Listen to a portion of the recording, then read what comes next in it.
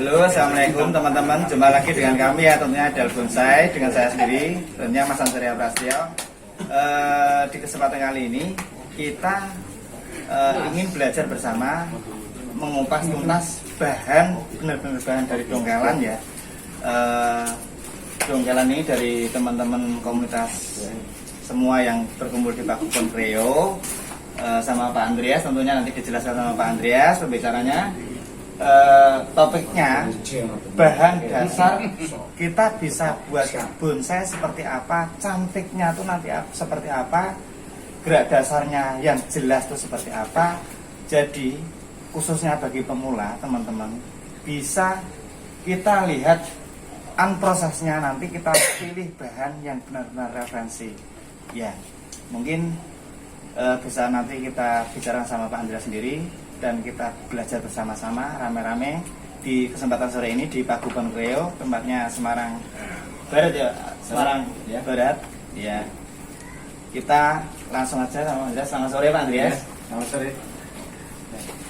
Ini mau ikut belajar nih Pak ya tentang pembahasan bahan dari dongkelan untuk penerapan yang jelas dan benar itu nanti seperti apa bisa diuraikan. Ya, monggo langsung aja sama Pak Andreas ya teman-teman. Oke, selamat sore semuanya. Kita lanjutkan pembahasannya untuk bahan serut ini ya. Ini bahan yang kita dapatkan. Kira-kira nanti kedepannya mau kita buat seperti apa? Oke, seperti juga yang sudah kita akan coba ya, coba lihat sebenarnya memang lihatnya buang ya, lihat kakinya dulu, terus kemudian kita lihat pergerakan batangnya dan kemudian kita tentukan nanti tampak mukanya seperti apa dan pencabangan nanti pengaturannya seperti apa. Nah, kebetulan bahan ini kalau kita lihat beda dengan yang sebelumnya ya, karena ini tidak bisa dikatakan berbatang satu ya, tidak bisa dikatakan berbatang satu karena jelas nampak batang utamanya ada dua dan kemudian dari dua ini kemudian pecah menjadi lebih banyak lagi. Nah, tentu seperti yang secara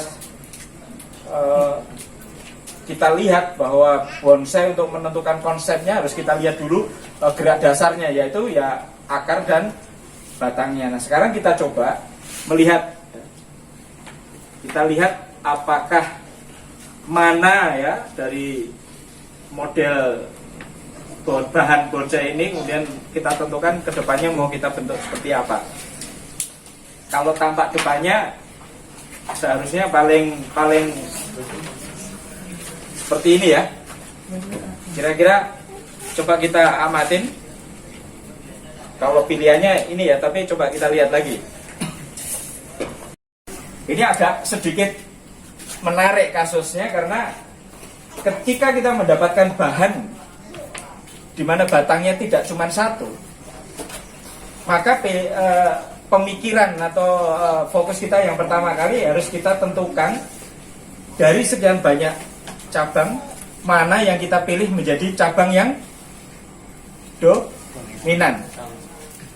Biasanya kalau dominan itu artinya dia lebih besar dari yang lain dan lebih tinggi posisinya nanti. Kalau ini kan kita belum tentukan lah ya. Kita pilih mana yang kita akan jadikan senternya dulu. Jadi titik fokus dari bonsai ini ke depan. Yang ini? Ya. Atau yang ini? Yang pertama. Ini ya.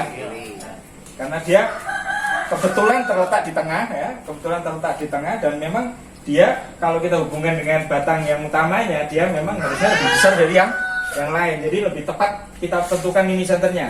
Nah, biasanya untuk titik apa ya, fata morgana atau apa, bukan fata hasil, titik fokus dari sebuah keseimbangan bonsai itu kan kita tentukan senternya, jadi menjadi puncak dari pohon-pohon yang lain, dan yang lain menyesuaikan tingkat ketinggiannya supaya apa, yang jadi pusat atau senter ini tidak tenggelam atau tidak kalah oleh yang lain. Nah, problemnya adalah apakah memang nanti cabang yang lain ini bisa mensupport menjadi sebuah bonsai yang utuh untuk pohon ini. Nah tentu harus kita bantai dulu ya cabang-cabang yang lain. Ini sing duwe. Yang punya siapa ini?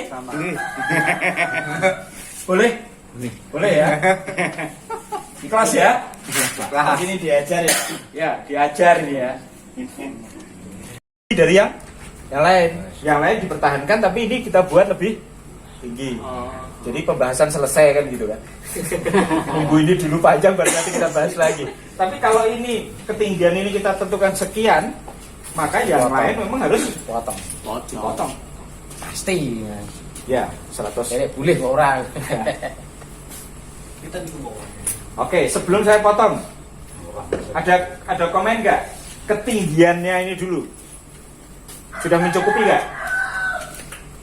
Kan tentu kita harus melihat ini nih. Kurang jengkel. Jadi mana ya sih hewi pokoknya sak musik, ini menot. Dungke berarti dia. Dunke.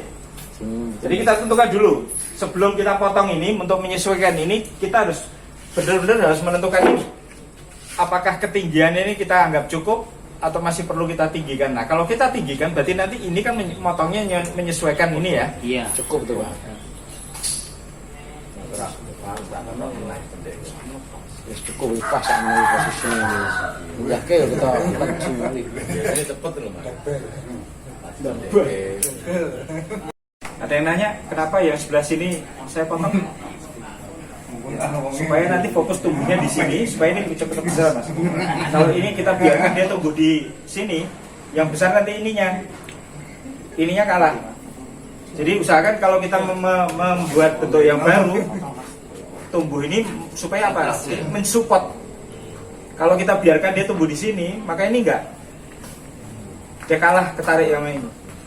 Makanya yang kayak gini biasanya saya buangin. Boleh dibuang? Jadi ini dia kan udah cukup besar dia, nggak perlu support lagi kan? Yang kita support itu di sini.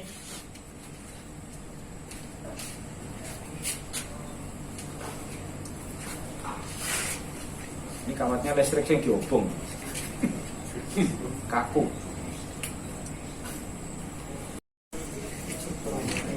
Kita gede Pak. Juru tahu main. Pinter.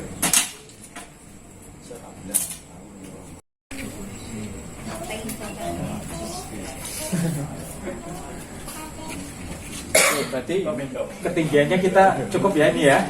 Ini berarti ini harusnya kan di bawah sini ya.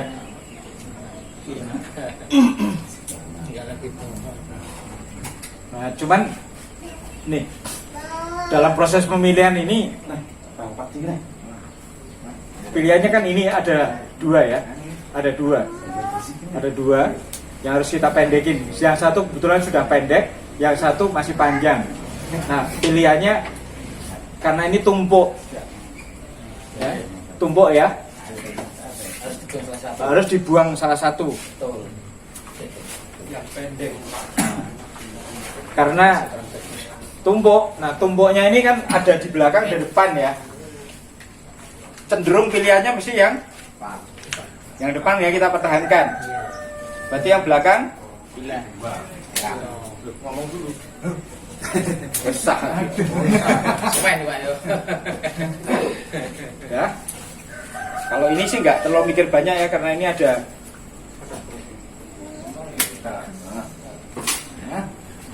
Yang tinggal yang ini. Kenapa saya ragu?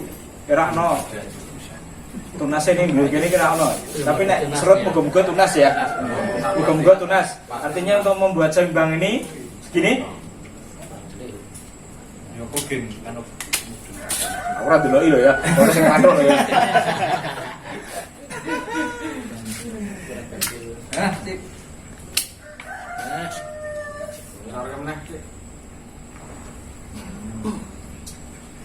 Harusnya ini memang harus dipendekin karena apa dia letaknya lebih batangnya lebih besar ya. Besar sekali Pak. Nunggu. Ini ya. Iya. Pendek aja dong. Pendek aja. Bukan pendek lagi. Sip. Oke dine kok. Iya. Wes ketok raine. Enak. Enak-enak terus. rasa dipotong-potong sih maju. Bisa. Podo ning urip saya. Ya, durep Tapi gesek. masih enak kok. Arep ndedeke gurih-gurine terus. Bener ya. Oh iya. Ini lanjut, Pak. Yang kemarin Oke ya. Saran saya ya. Ini diangkat untuk akarnya ra. bukan Mas. Banter-banter sama ayatnya kok. Ono ada ayatnya. Jadi nanti saran saya kalau memang biasanya ini nanti kedepannya ya. Kenapa saya perlu kita ini duduk dulu Mas. Lihatnya rakyat tau. Oke ya. Kenapa tadi saya ngetes akarnya? Untuk style yang seperti ini, kecenderungan kita nggak akan menggunakan pot yang dalam. Harus ceper ya. Nah, ketika kita ceper, itu kan juga harus menjajaki kemungkinan terganjal oleh panjangnya potongan. Lalu begitu diangkat, akarnya ternyata di bawah banget. Ono batang sing dawa ning dhuwur sehingga berbatang banyak hilang kesannya. Biar kan? Iya. Bener gak? Iya. Nah, saya berharap aja moga-moga nggak seperti itu ini. Artinya asumsinya bahwa kita ini berbatang banyak. Kalau ternyata ini nanti satu ini panjang sampai di sini dan akarnya ternyata di bawah, kekurangannya serut itu begitu akar yang menonjang itu kita habisi banyak, kau deh. Itu pentingnya teman-teman pemula kalau mau beli bonsai bener-bener harus ngelihat kaki dan batang.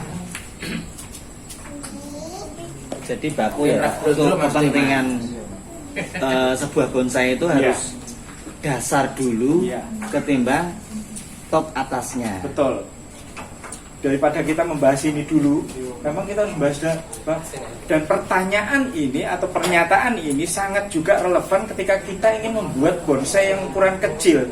Seringkali teman-teman ketika ingin membentuk bonsai kecil itu kan yang dipikirin atasnya dulu.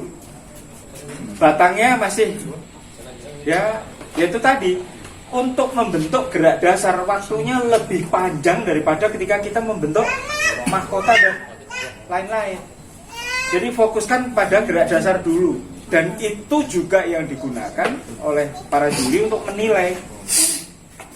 Jadi yang dinilai nggak di atasnya dulu, gerak dasarnya dulu. Kolom pertama itu gerak dasar.